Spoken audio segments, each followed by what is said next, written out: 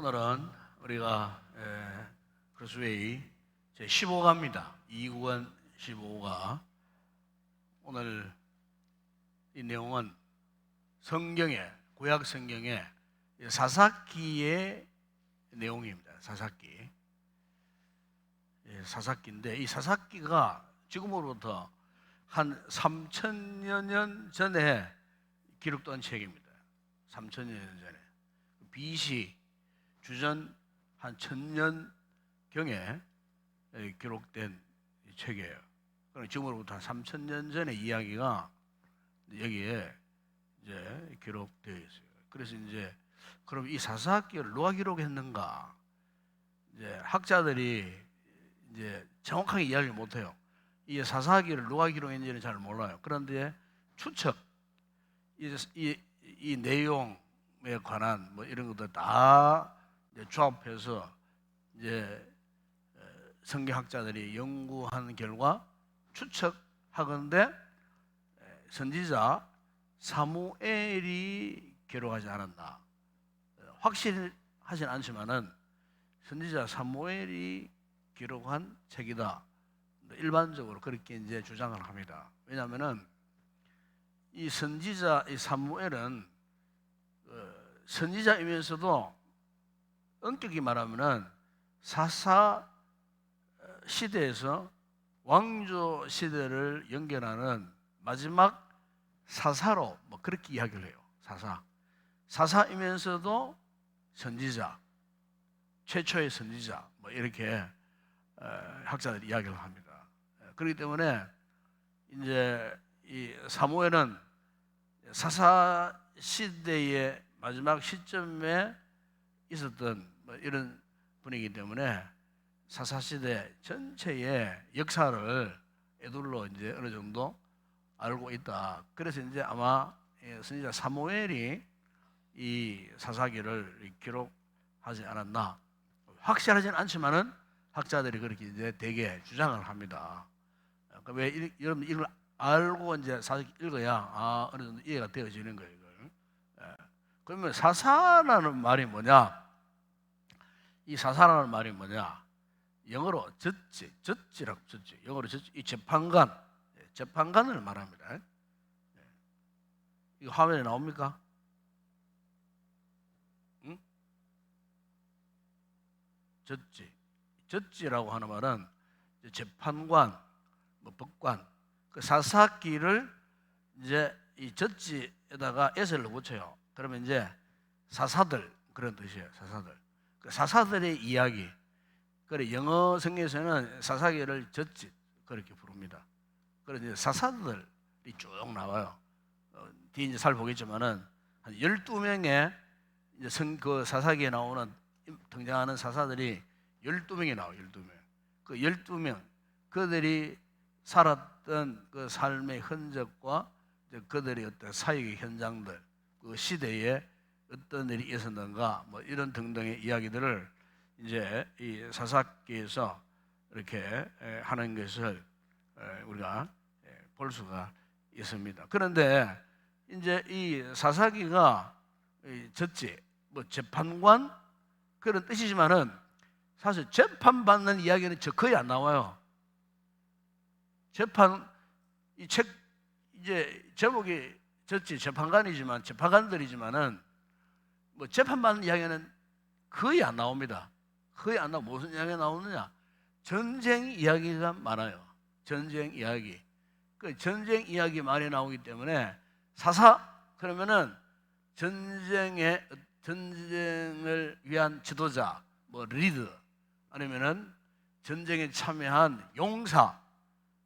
이제 그렇게 이제 그 뉘앙스가 그렇게 이제 온다는 거죠. 사사 그러면은 재판관이라는 것보다도 용사, 전쟁에 능한 용사, 뭐 이렇게 장군, 뭐 이런 리더, 이런 어떤 개념이 더 와닿는 거죠. 사사라 그러면. 그래서 우리 주일학교 저만 다뤄도 어릴 때 주일학교 이제 이 사사기에 나오는 인물 가운데 선생님들이 제일 많이 설교하고 제일 많이 이야기한 내용이 이제 삼손. 삼손 이야기를 많이 하셨어요.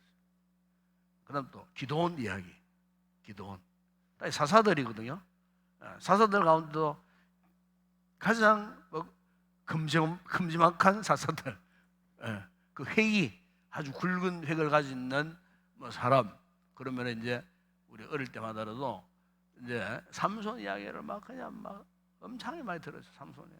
기드온 이야기도 많이 듣고 이렇게 해서 참 그때가 참 너무 재밌었던 그런 기억이 납니다.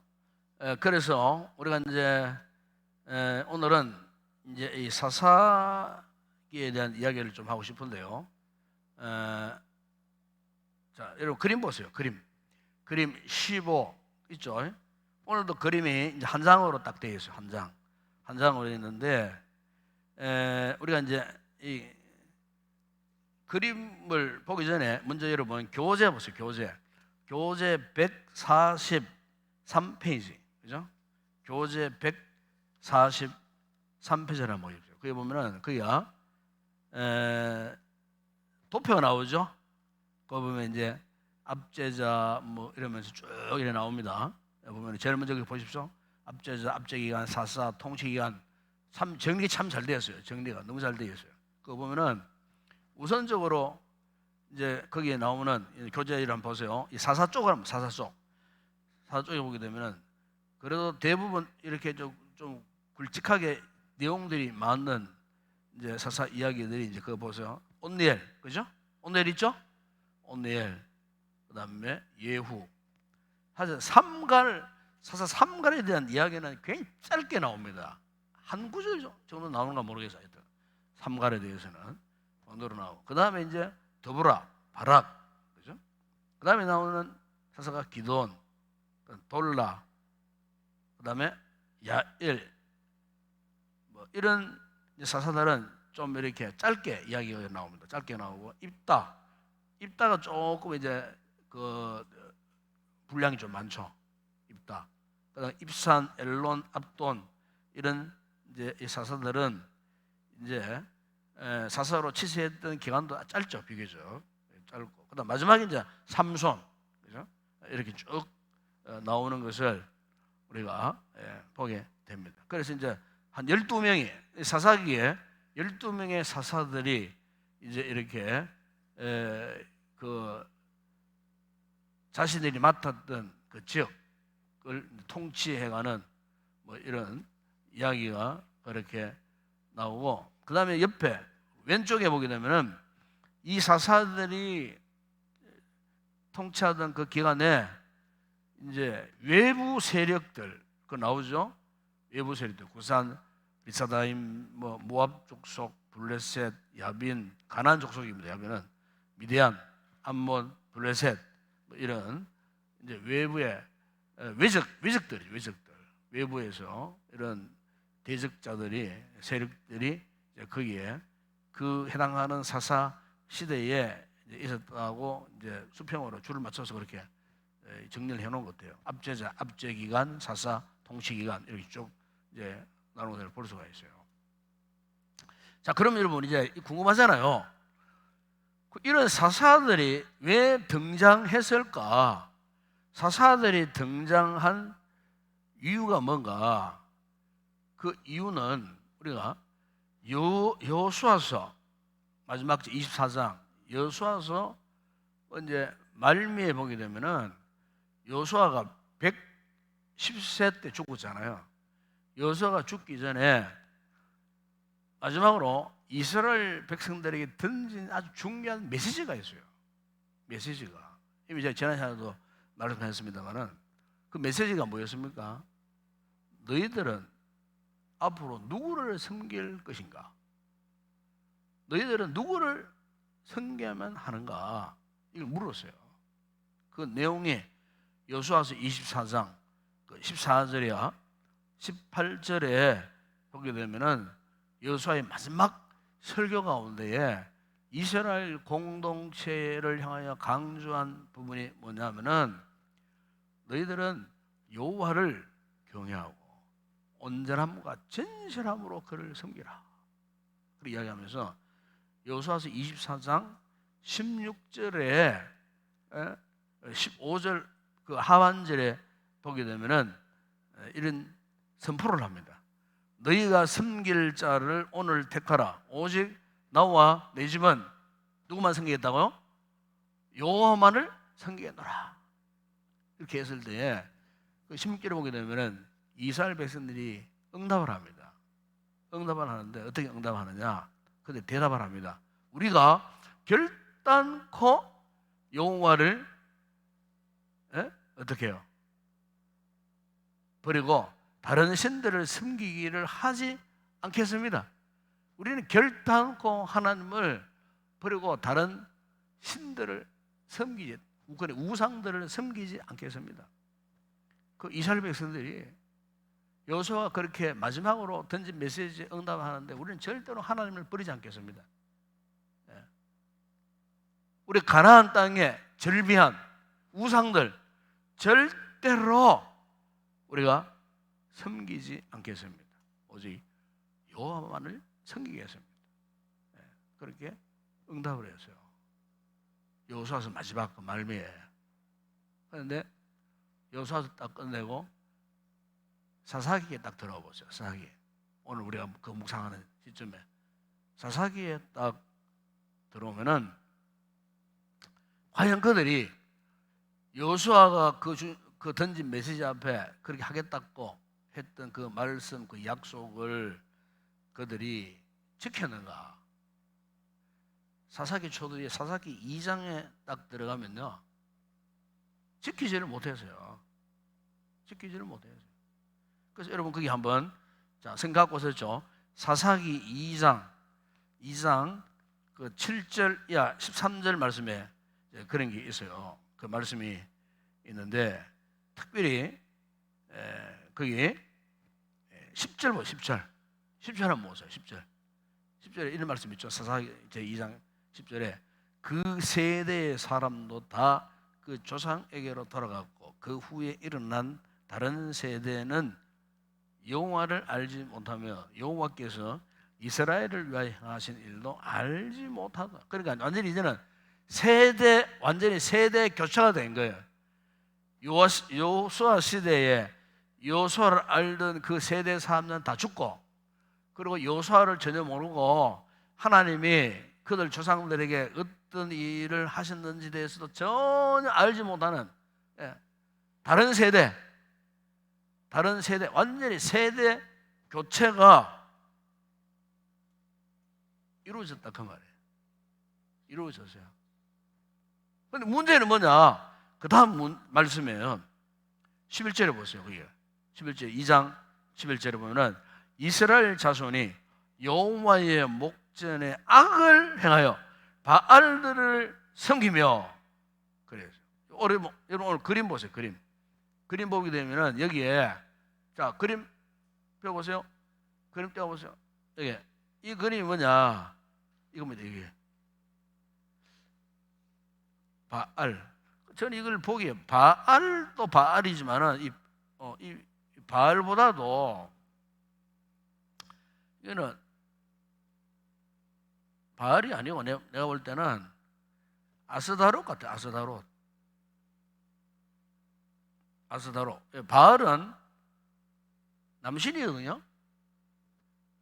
아스다롯은 여신이에요. 부부입니다. 부부신입니다. 바알은 남편 신이고 아스다롯은 그 아내예요.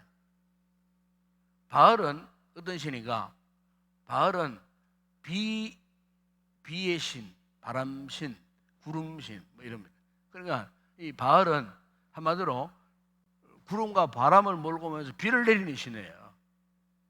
비를 내리는 신. 그리고 아스다롯은 뭐냐? 풍요의 여신이에요. 풍요의. 여러분 또 생각해보면 아세라라고 하는 그 여신도 있어요. 아세라도 바로 아세라는 목상이에요. 목상. 바알이나 아세라는 돌로 깎아서 이렇게 만드는 석상 우상이지만은 아니면 뭐 다른 뭐 은으로 뭐 이렇게 만드는 우상을 많지만은 아세라는 주로 이제 나무를 깎아서 많이 만들어요. 아세라는 어떤 우상이냐? 아세라 역시도 풍요의 여신이에요. 그러니까 왜 그러면은 이 가나안 땅에 있는 신들 가운데에 바알 같은 뭐 비를 내리는 신이 필요했고 또 이렇게 아스타롯 같은 풍요를 바라는 신이 있었는가? 그 이제 그 전부 이제 그 지역은 뭡니까? 그러니까 이제 정착해서 사는 땅이고 무엇보다 농사를 짓는 농사를 지어가지고 곡식을 거두어야 먹고 사는 거예요. 그러니까 이제 그 농사 우리처럼 우리 식으로 말하면은 자 쌀 농사라면 쌀이 풍년이 돼야 되잖아요. 그리고 그러기 위해서는 하늘에서 비가 와야 되고 적재적시에 그리고 또 그게 잘 돼야 풍년을 이루어야 되잖아요. 이러다 보니까 비를 내리는 신 바알이 필요했고 풍년을 이루어주는 아스다롯이 필요한 거예요.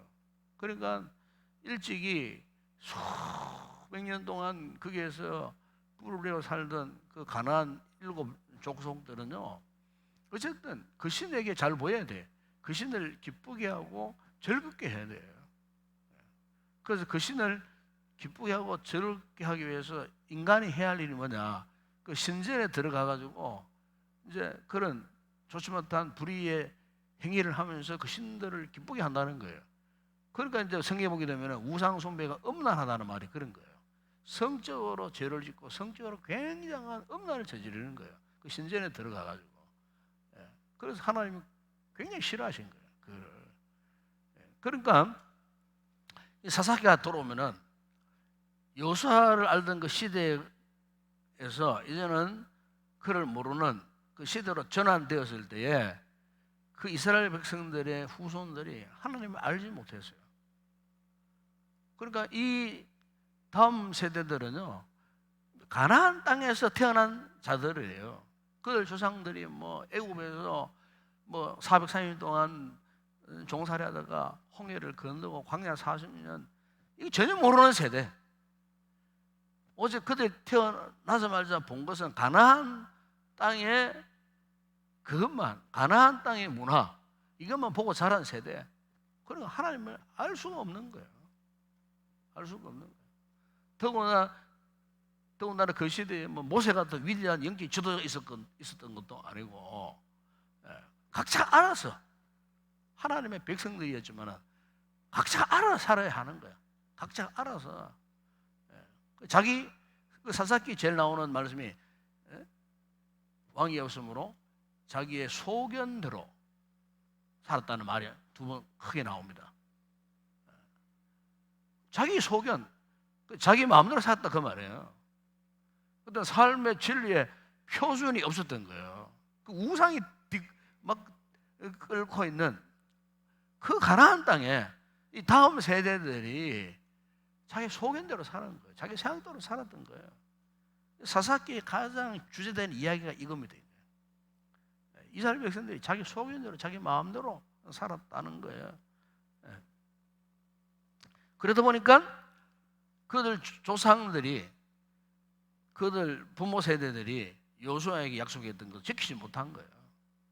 그러니까 전부 우상을 섬긴 거예요. 그래서 여러분 사사기 2장 그 13절에 보세요. 13절 마지막에 보세요. 12절부터 보면 이런 말씀하잖아요.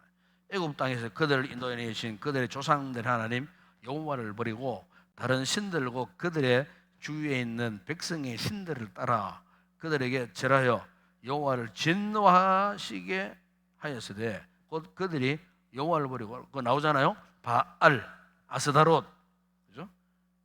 이런 신들을 섬긴 거예요. 오늘 교재로 그림 보세요. 여기 보면 이 바알과 아스다롯. 그러니까 여기 이제 농사짓는 모습 아닙니까? 농사짓는 모습이거든요. 그러니까 아주 이 바알 우상 이것은 그 당시에 가나안 땅에 정착해서 살면서 그들이 먹고 마시는 문제, 이 경제적인 문제에 있어서 주력했던 우상이 누구냐? 바로 이 바알과 아스다롯이었다는 거예요. 그러니까 이 자신들의 먹고 사는 문제와는 뗄래야 뗄 수 없는 그런 관계 속에 있었던 우상이 바알입니다. 바알. 우리가 이제 바알을 쉽게 이야기하지만은 이 시점에서 볼 때 이스라엘 백성에 있어서는 바알은요 생명의 젖줄 같은 거예요. 생명의 젖줄.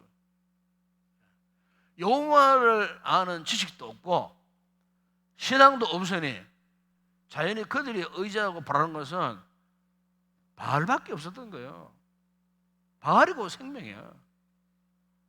그러니까 온 천지 이스라엘 공동체가 하나님은 잊어버리고 오로지 바알을 섬기는 이런 시대. 그래서 사사기 2장 10절에 보면 이런 말씀을 합니다. 다른 세대는 여호와를 알지 못하며. 그래서 이 무슨 말이냐? 이스라엘 공동체가요 다시 원점으로 돌아간 거예요. 원점으로 돌아간 거예요. 이게 참 심각하잖아요. 신앙이 원점으로 돌아가요. 신앙은 막 자라나고 막 확신이 생기고 믿음이 자라고 성숙해야 되는데요. 신앙이 그냥 세상 유혹, 세상 재미, 쾌락에 빠져가지고 옛날에 예수 믿었던 기쁨, 즐거움 다 상실하고 처음 예수 믿을 때, 처음 예수 믿기 이전에 세상에서 살던 그 모습 그대로 원점으로 이스라엘 백성들이 다시 돌아가 버리고 말았다는 것. 오직 우리가 하나님만을 섬기겠습니다 하는 이 약속은 잊어버리고, 여러분 그 당시에 그죠? 이스라엘 백성들이 가나안 땅에 들어갔을 때에 가장 중요한 영적인 요소가 있었어요. 이미 그것도 제가 말씀드린 바가 있어요. 그 영적인 정말 중요한 요소가 뭐냐? 그들의 삶에 있어서 그것은 한마디로 말하면요 거룩입니다. 거룩. 하나님의 백성들은요 거룩해져야 되는 거예요. 이 거룩의 말이 무슨 말이에요? 그랬죠? 구별됨을 말합니다. 구별. 하나님의 백성들은 저 세상 사람들과 이 구별되었다는 거예요. 그런데 문제는 뭐냐? 구별된 삶을 살지 않았다는 거예요. 이스라엘 백성들이 구별된 삶을 살지 못했어요. 그럼 왜 그랬을까? 왜 그러면은 그들이 구별된 삶을 살지 못했을까? 그 이유가 뭔가? 그 이유에 대해서 여러분, 자, 성경 사사기 1장 27절 한번 찾아봅시다. 1장 27절. 자, 사사기 1장 27절. 자, 거기 보면은 그 이런 말씀이 있어요. 이런 말씀. 므낫세가 베스안과 그에 딸린 마을들의 주민과 다낙과 그에 딸린 마을들의 주민과 그 다음에 돌과 그에 딸린 마을들의 주민과 이블리함과 그에 딸린 마을들의 주민과 무기또와 그에 딸린 마을들의 주민들을 어떻게 해요? 쫓아내지 못하며 가나안 족속이 결심하고 그 땅에 거주하라. 그러니까 여호수아를 비롯해서 그들이 가나안 땅을 정복할 때 하나님께서 명령하신 게 뭐냐면은 그 가나안 땅의 모든 족속들은 다 쫓아내라 그랬어요. 다 쫓아내라. 그런데 그들이 쫓아내지를 못했어요. 쫓아내지를 못했어요. 그럼 마귀와의 싸움에서 마귀를 쫓아내야 되는데 마귀를 쫓아내지 못한 거예요. 영적으로 보게 되면은 쫓아내지 못했어요. 그런데 쫓아내지 못했다는 말이 그 1장 여러분 28절에서 33절 보면 계속 그 말이 계속 나옵니다. 계속 똑같은 말이 나옵니다. 그 보면은 28절 하반절을 보세요. 다 쫓아내지 아니하였더라. 그러면서 계속 쫓아내지 못하며 쫓아내지 못하였으므로 쫓아내지 못했다는 말이 거기 1장 그 말씀에 계속 나옵니다. 계속. 여기에 쫓아내지 못했다는 말은 무슨 말입니까? 여러분 이스라엘 백성들이 완전히 100% 가나안 땅을 정복했느냐 그 말이에요. 정복하지 못했다는 거예요. 일부분은 정복했을지 몰라도 완전히 가나안 땅을 정복하지를 못했어요. 왜? 그 가나안 족속들 다 쫓아내지 못했어요. 쫓아내지를 못했어요. 그러니까 완전히 그 가나안 땅을 정복하지 못한 그런 상황. 다시 말하면은 하나님의 백성들이 하나님만 의지하고 하나님만 소망하고 하나님만 믿고 그래 살아가야 되는데 아직 내 곁에 세상에 의지할 게 하나 있는 거예요. 내가 내 곁에 지금 세상적인 것, 이건 절대로 내가 못 버려요. 포기할 수 없어. 이걸 내가 붙들고 있어야 돼. 하나님도 좋지만은 이것도 내가 붙들어야 돼 하는 어떤 그런 영적인 요소가 있었다. 그러면 쉽게 말하면은 이스라엘 백성들에게 있어서 그게 뭡니까? 가나안 족속들이에요. 가나안에 우상 숭배에 찌들어 있는, 그것 옆에 놔두면 나도 오염돼. 내 거룩성을 해칠 수가 있어. 그것 때문에. 근데 그거를 미련이 있어갖고 왜? 그게 너무 좋아. 또 세상적인 그 문화, 세상적인 쾌락, 재미. 야, 가난 이 족속들이 야 이런 것도 갖고 노네, 즐거워하네, 이런 것도 먹네, 마시네. 야 이런 재미도 있네. 뭐 하는 이런 것들 때문에 그 가난 족속들과 결별을 하지 못하는 거예요. 그러니까 쫓아내지를 못했다. 그러면 쫓아내지 못한 그 결과에 대해서 여러분 사사기 2장 3절에 보세요. 한번 봅시다. 그 보면 이런 말씀을 합니다. 그러므로 내가 또 말하기를 내가 그들을 너희 앞에서 쫓아내지 아니하리니 그들이 너희 옆구리에 뭐가 된다고요? 가시가 될 것이며 그들의 신들이 너희에게 뭐가요? 올무가 된다 그래서 우리 옆구리에 가시가 되고 너희에게 올무가 될 것이다. 내가 쫓아내지 못한 가나안의 그 족속들이 훗날에 나에게 옆구리에 가시가 되고 올무가 되게 할 것이다. 그러니까 이 말은 무슨 말입니까? 결국 이 이스라엘 공동체가 가나안 땅에 들어갔지만은 정복하지도 못한 채 오히려 가나안의 유혹의 그 매력에 빠져가지고 오히려 그냥 하나님만 전적으로 의지하기보다도 세상을 의지하고 세상 재미에 지금 빠져 있다라고 말해요. 그러면서도 가나안 사람이 섬기던 그 신들을 섬기고 있는 거예요. 그 우상을 지금 숨기고 있게 되었다. 그걸 이제 이야기를 하고 있는 것입니다. 그래서 이제 우리가 이제 이 사사기를 이렇게 쭉 보게 되면 이제 자 교재로 한번 들어가 보죠. 교재 아까 이야기했죠. 143페이지 도표 한번 보세요. 그 도표를 이렇게 보시면은 이제 첫 번째 사사가 누구죠? 사사라기보다도 첫 번째 사사와 뭐 격에 맞는 뭐 그런 사람이 나옵니다. 그 사람이 나오는데 구산 리사다임이라는 그 사람이 나와요. 이 사람은 뭐 사사라기보다는 어쨌든 최초로 사사와 같은 이런 존재로 등장하는 인물인데 거기 아니죠. 그 압제자가 있는데 온넬 시대에 구산 리사다임이라는 압제자가 나옵니다. 그 교재에 내가 이야기하면서 압제자가 나와요. 그게 어디에 나오냐면은 사사기 3장 8절. 사사기 3장 8절에 보게 되면은 거기에 첫 번째 그 온넬이 나옵니다. 온넬이 나오는데 이 구산 리사다임이 이스라엘 백성들이 가나안 땅에 젖어들고 우상을 숭배하고 하나님을 저버렸을 때에 하나님께서 진노하셔가지고 이 구산 리사다임이라는 이 사람을 일으킵니다. 이것 한마디로 말하면은 하나님의 이 징계의 이 지팡이라고 말할 수 있어요. 그런데 이 사람이 일어나가지고 그 당시에 8년을 이스라엘을 괴롭힙니다. 8년을 하나님의 백성을 괴롭힙니다. 8년을. 그러니까 이런 괴롭힘을 당한 근본 이유가 뭡니까? 그들이 하나님을 섬기지 못하는 결과예요. 하나님을 저버리는 거예요.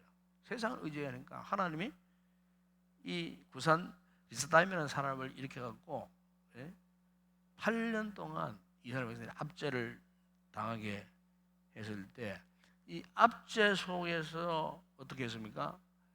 그들이 부르짖고 하나님 앞에 찾고 기도했을 때 하나님이 온니엘이라는 사사를 본 온니엘이라는 사사가 와가지고 그 압제자를 물리치고 온니엘이 그 통치 기간이 몇 년입니까?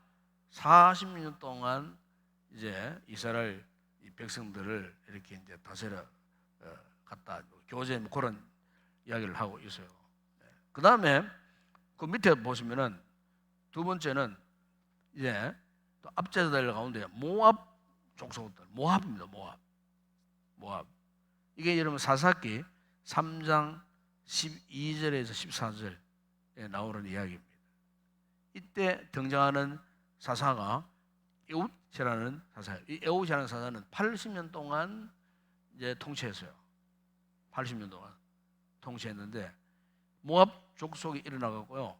18년 동안 이스라엘 백성들을 괴롭혔어요. 그때 등장한 사사가 누구라고요?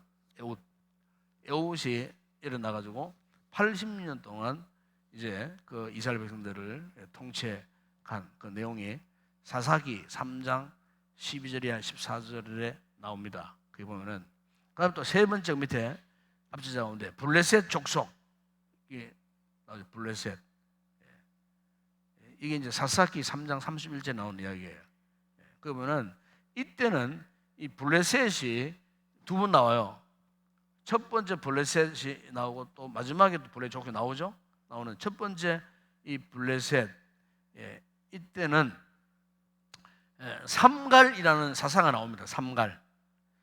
이때 블레셋 족속들은 뭐 몇 년 압제 안 나와요. 왜냐하면 그게 짧게 한 절인가 하는 말씀밖에 안 나오니까 성경 구절에 몇 년을 이 이스라엘 백성을 괴롭혔는지 그런 그 횟수가 나오지 않습니다. 그러면 삼갈 역시도 그 한 절 말씀 속에 딱 한 번 나옵니다. 한번 나오기 때문에 이 상갈이 통치관이 몇 년인지 잘 모른다는 거죠. 그게 이제 사사기 3장 31절에 그 말씀이 나오고 네 번째는 야빈, 이 가나안 족속입니다. 가나안 족속. 이 야빈이라는 사람이 이제 나타나갖고 이스라엘 백성들을 20년 동안 괴롭혀.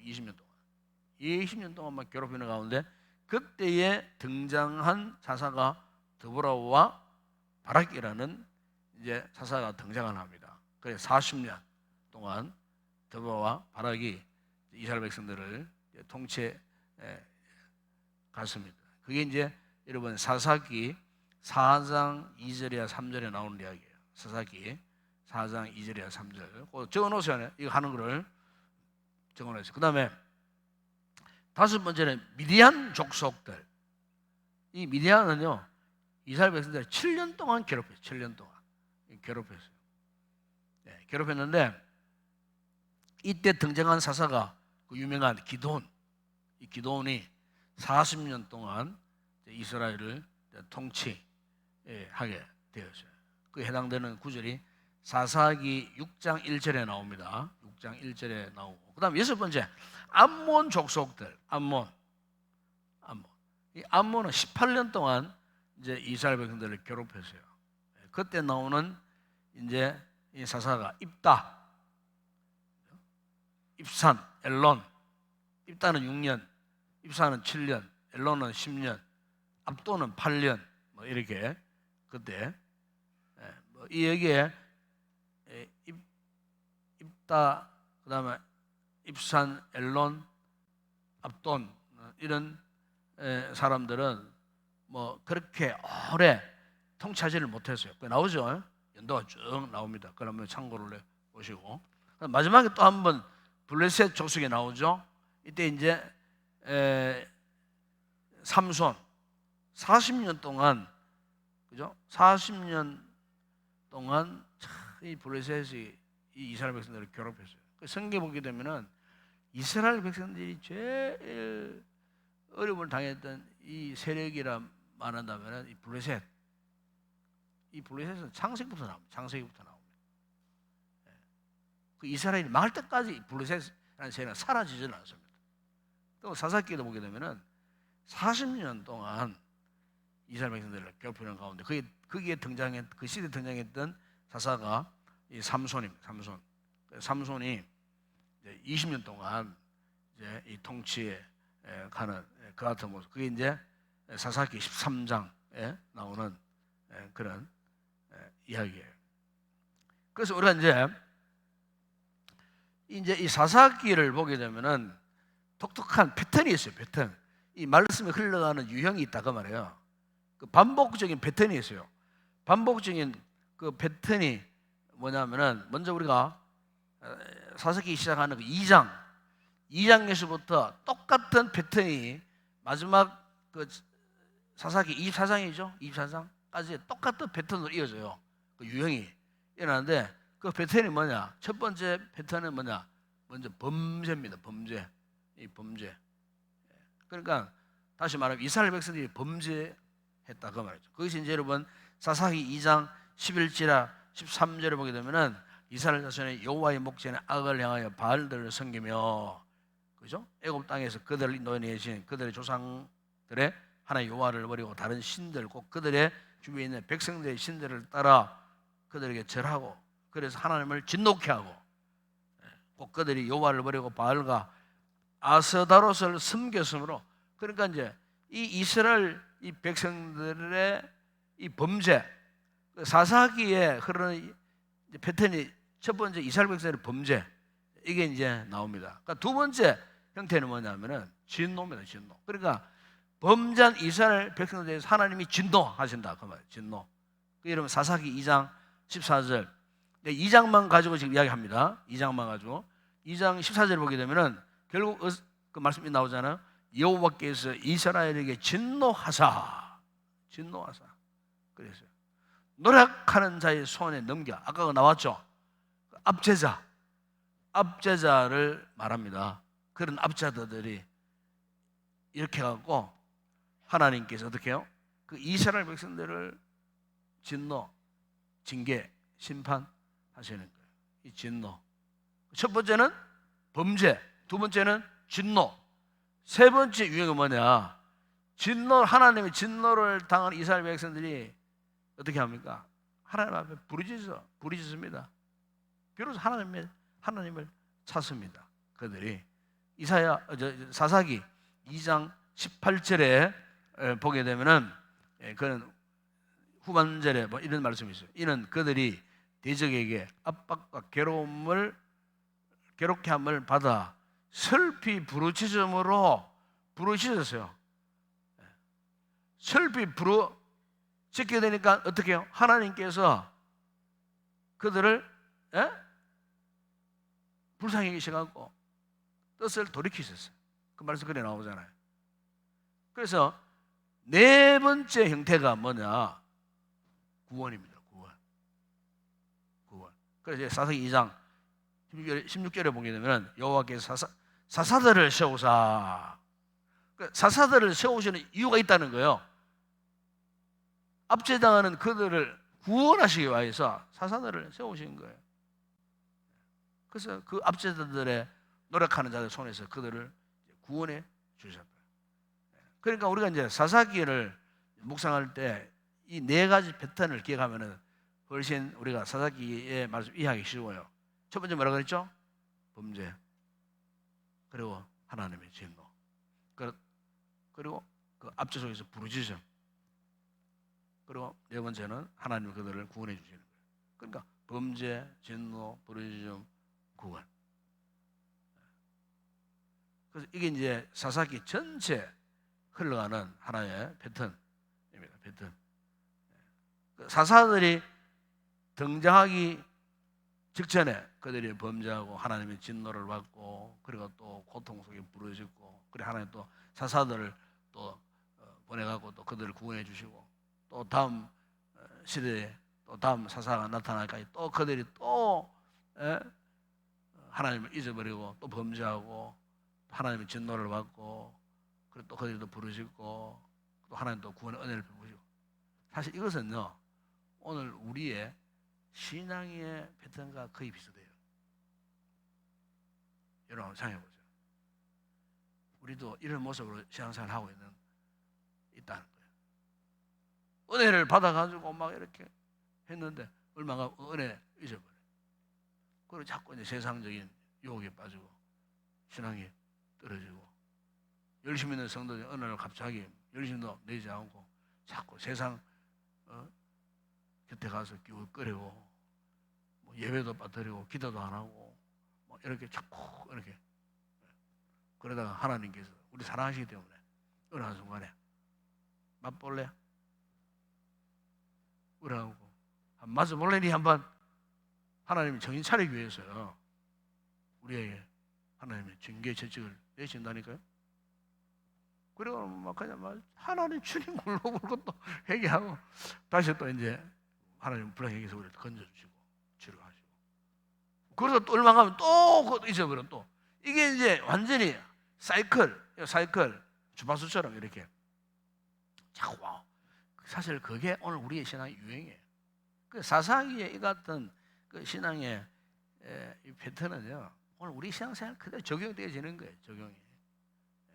그러면서 이제 사사기에 보게 되면은 이 사사기 시대가 어떤 시대였는가?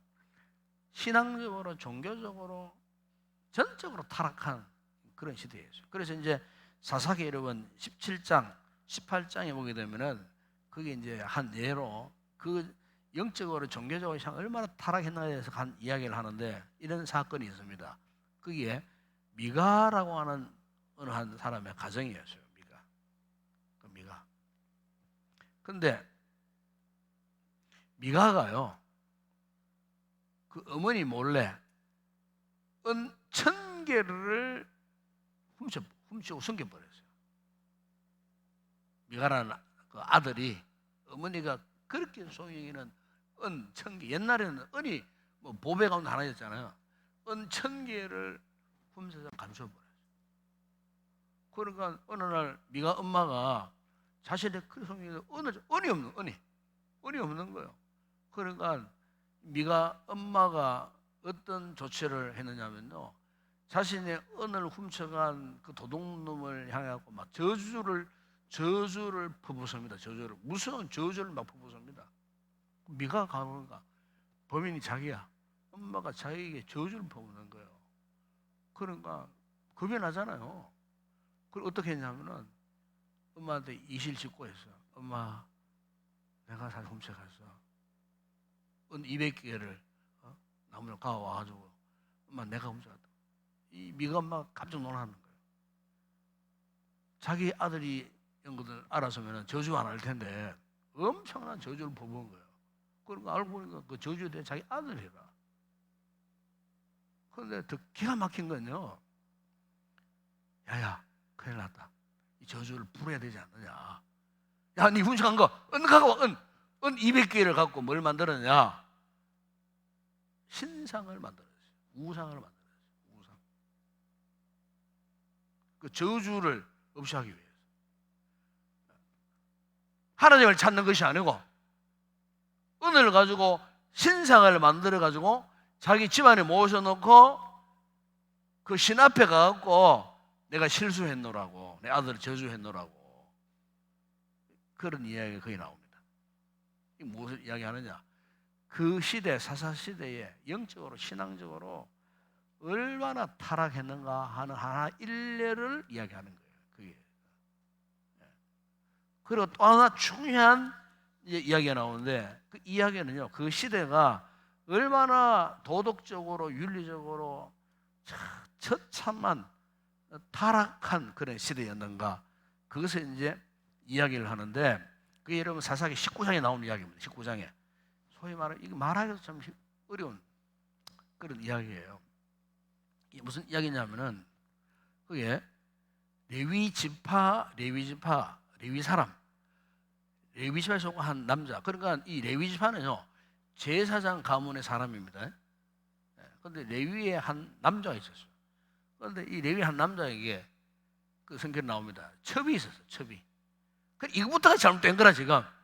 거룩한 제사장에게 첩이 있었다니까요. 이거부터가 잘못된 거야.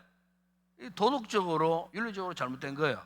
그런데 이 레위의 이 첩이 뭐 부부싸움을 했든지 어떻게 했는지 모르겠는데 그만 가출해갖고 친정으로 도망가 버렸어요.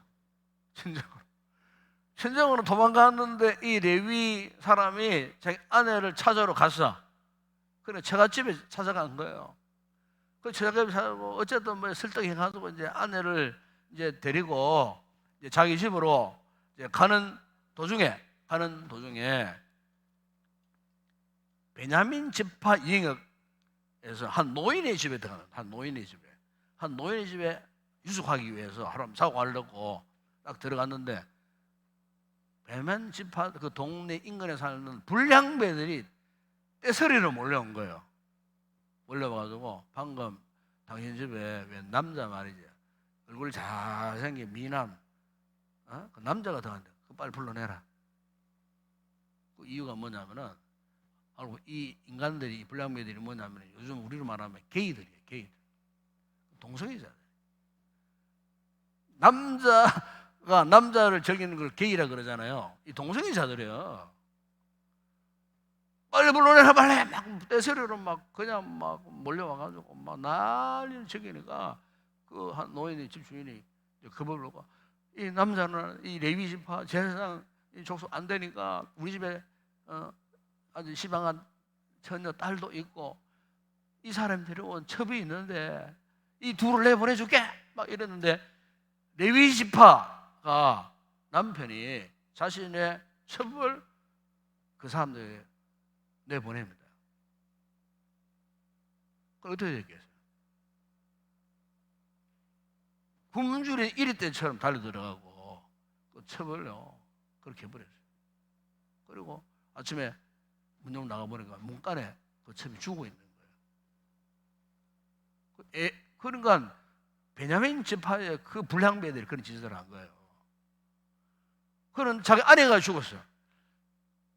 지가 잘못해가지고 지 아내를 보호해주고 안 해주고 밖에 내보냈다 그렇게 당하게 만들었는데 하루 늦게 분기중천했어요. 그래 어땠는지 압니까?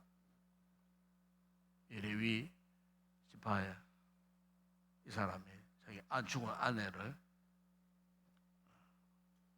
토막을 냅니다. 12토막. 이 성경에 이런 처참한 이야기가 나와요. 그래서 각 지파에 보냅니다. 한 덩이씩.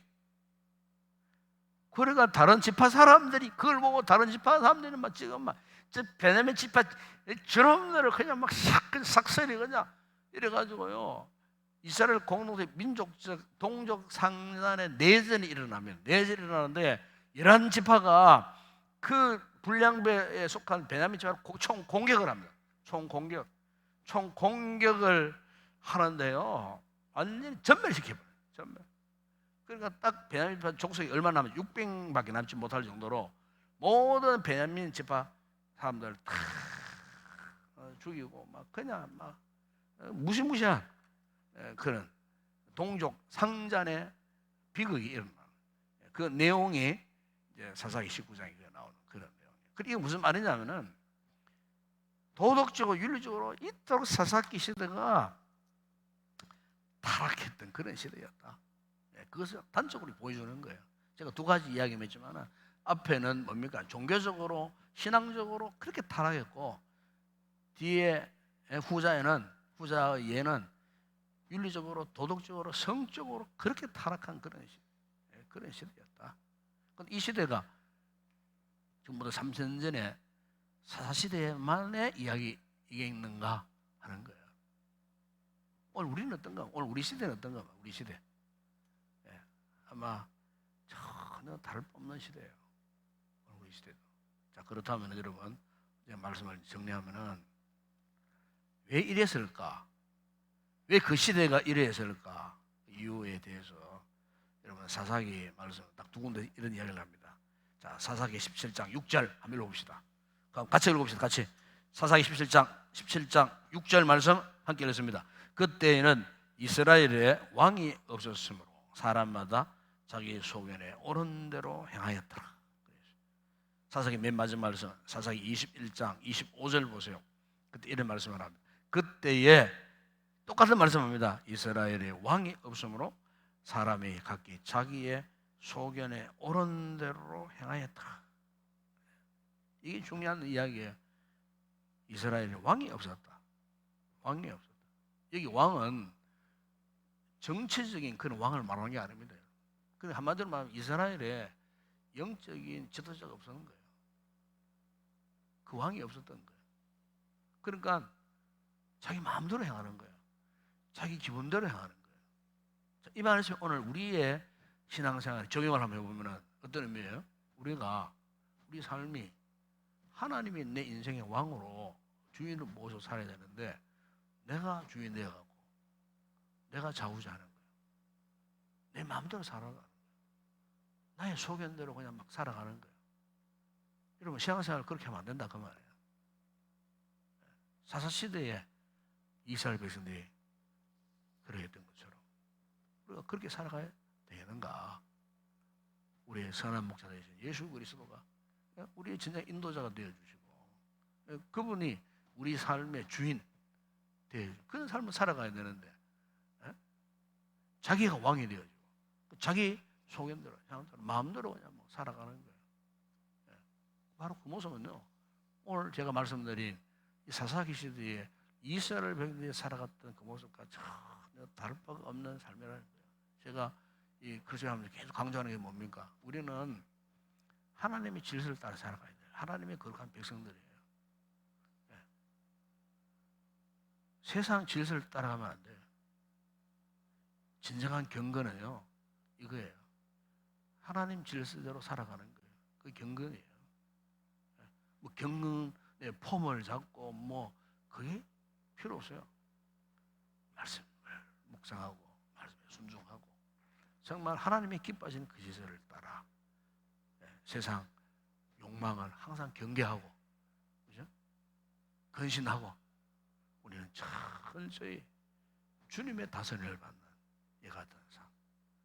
주님의 제자 도마가 나의 주님이시오 나의 하나님이시라 고백했듯이 그죠? 오늘 우리가 이 같은 신앙의 고백으로 살아가야 되리라 그렇게 믿습니다.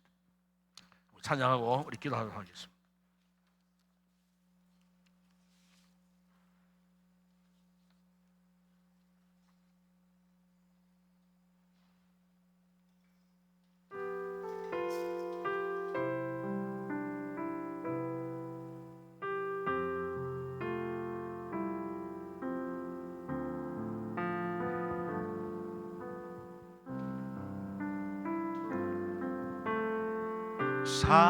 사랑하는 나의 아버지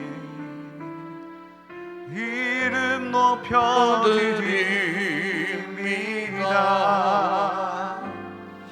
주의 나라 찬양 속에 임하시니 능력에 주께 찬송하네. 전능하신 하나님 찬양 언제나 동일하신 주 전능하신 하나님 찬양 영원히 다스리네. 사랑하는 나의 아버지 사랑하는 나의 아버지 이름 높여드립니다. 주의 나라 찬양 속에 임하시니 능력에 주께 찬송하네. 전능하신 하나님 찬양 언제나 동일하신 주 전능하신 하나님 찬양 영원히 다스리 나 주의 이름 높이 나 주의 이름 높이니 나 주의 이름 높이니 하늘 높이 올린 길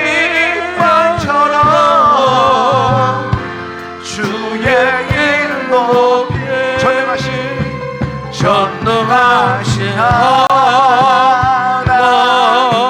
찬양 언제나 동일하신 주 전능하신 하나님 찬양 영원히 다스리네. 예수 사랑해요. 예수 사랑해요. 나 주 앞에 엎드려 경배와 찬양 함께 드리네. 할렐루야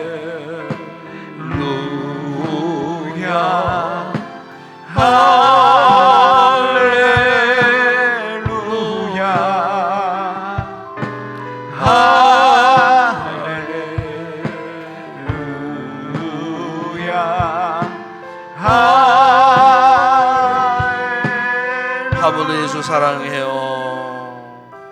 예수 사랑해요. 나 주 앞에 엎드려 경배와 찬양 함께 드리네.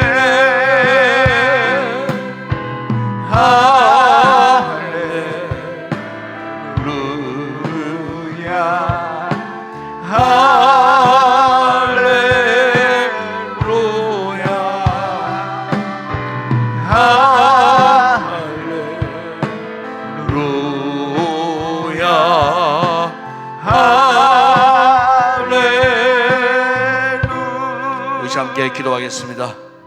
오늘 주의 말씀, 이 사사기 시대에 이 처참하고 참남한 이런 시대에, 그 시대에 이스라엘 백성들이 하나님을 알지 못하고 깨닫지 못한 채 살다가 어떻게 그렇게 처절하게 타락한 삶을 살 수밖에 없었나. 그러나 하나님이 그들을 사랑하사 하나님께서 그들을 앞제사를 통하여 깨닫게 하시고 또 부르짖게 하시고 또 그 은혜를 베푸시고 구원해 가시는 이 같은 모습들, 여러분 오늘 우리가 믿음의 삶을 살 때 마찬가지입니다. 우리 역시 연약한 자들입니다. 순간순간 주님을 의지하지 못하고 세상의 질서를 따라 살던 우리들, 또 하나님께서 또 은혜의 기회를 주셔서 깨닫게 하시고 또 돌이키게 하시고 또 한번 은혜를 베푸시는 이 좋으신 하나님, 오늘 우리 이 하나님 앞에 나왔습니다. 하나님 앞에 우리가 이 같은 은혜를 지속적으로 받고 흔들림 없이 하나님의 질서를 따라서 이 세상 가운데 승리의 삶을 살도록 도와주시옵소서. 은혜를 베풀어 주시옵소서. 하나님 앞에 이 시간 함께 기도했으면 좋겠습니다. 또 우리 교회를 위해서 기도하시고 이번 다가온 주일을 위해서 기도하시고 말씀 전날 또 부족한 종을 위해서 기도해 주시고 또 우리 교회 후반기 그 모든 사역들 가운데 특별히 행본 모임을 통해서 많은 청년들 구원할 수 있도록 하나님이 도와주시도록 이를 위해서 여러분 기도해 주시기 바라고, 또 우리 공동체 지체들 가운데 특별히 우리 사랑하는 정수대 장로님 지난 주간에 갑자기 또 심장 관상동맥이 터져서 또 서울 이대 서울병원에 가서 수술을 했는데 하나의 은혜로 참 이렇게 차도가 참 좋습니다. 어제 일반 병실로 내려와서 계속 지금 치료 중에 있습니다. 위에서 꼭 기도해 주시고 속히 치료받고 회복되어져서 또 건강한 몸으로 가정으로 돌아오실 수 있도록 우리 정선태 장로님 위해서 특별히 이 밤에 중보 기도해 주시기 바라고, 우리 조혜숙 집사님 위해서 여러분 꼭 기도해 주시고 주변에 연약한 우리 세일 지체들 위해서 여러분 기도하시고 오늘도 나라와 민족 위해서 기도하십시다. 혼란스러운 정체적으로 경제적으로 힘들고 어려운 상황 속에 있습니다. 나라와 민족을 위해서 꼭 기도하시고 오늘도 우리 선교지 사랑하는 주의 종들을 위해서 기도하시고 이 시간도 우리 나와서니까 성령 충만한 은혜를 입기 위해서 뜨겁게 간절히 기도하시다가 돌아가시기를 바랍니다. 함께 우리 통성으로 먼저 기도하겠습니다. 우리 아버지 하나님 참으로 감사합니다. 오늘도 그리스도의 특별히 오늘 사사기의 이 말씀들을 통하여 사사시대의 그토록 참으로 영적으로 너무나도 타락한 이런 그런 시대에 이스라엘 백성들이 참으로 하나님을 섬기고 거룩한 삶을 살아가야 할 저들이 어쩌면 그토록 타락하고 아버지 세상 가난 땅의 우상들에게 저들의 몸도 마음도 정신도 다 빼앗긴 저 아버지 하나님 그렇게 살아갈 수가 있었겠습니까? 우리 아버지 하나님 오늘 우리 역시 마찬가지입니다.